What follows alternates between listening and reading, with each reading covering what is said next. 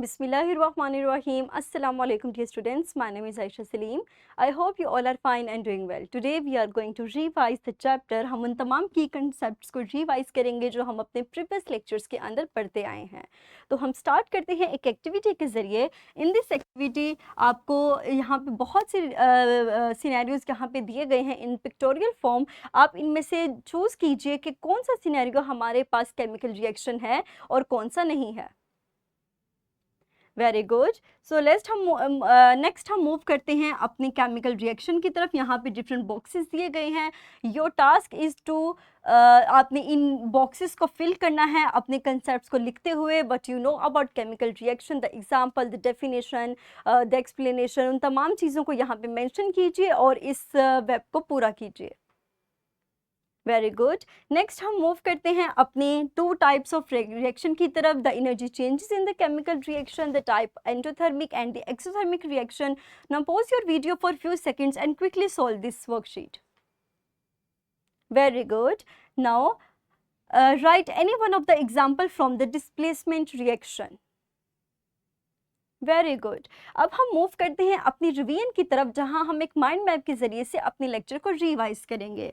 तो इस लेक्चर के अंदर हमने सबसे पहले सीखा केमिकल रिएक्शंस के बारे में, जिसको हमने कहा कि हमारे पास जब भी कोई दो सब्सटेंसेस आपस में इंटरेक्ट करेंगी और एक न्यू सब्सटेंसेस बनाएंगी तो उसको हमने नाम दिया, उस प्रोसेस को नाम दिया केमिकल रिएक्शन का. And that can be characterise by the change in their state, their colour, the temperature and the evolution of gas. And they are represented by the chemical equation.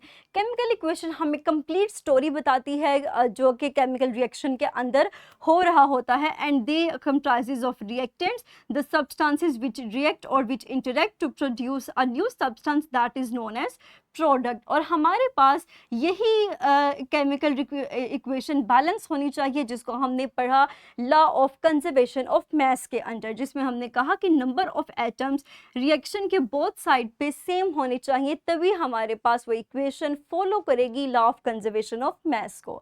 Further हमने देखा कि हमारे पास chemical reaction की कुछ types होती हैं like combination reaction, combustion reaction, displacement reaction and double displacement reaction.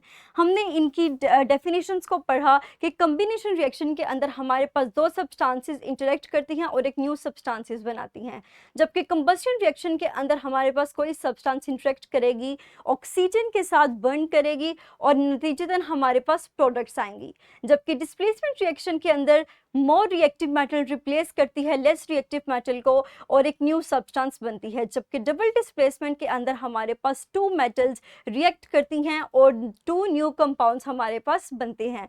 हमने different examples की फॉर्म में इनको स्टडी किया और नेक्स्ट हमने डिफरेंट एग्जांपल्स को भी स्टडी किया. नेक्स्ट हमने देखा कि हमारे पास अगर एनर्जी चेंज की बात की जाए ड्यूरिंग अ केमिकल रिएक्शन तो दो तरह की टाइप्स होती हैं. Number one is the exothermic reaction and number two is the endothermic reaction.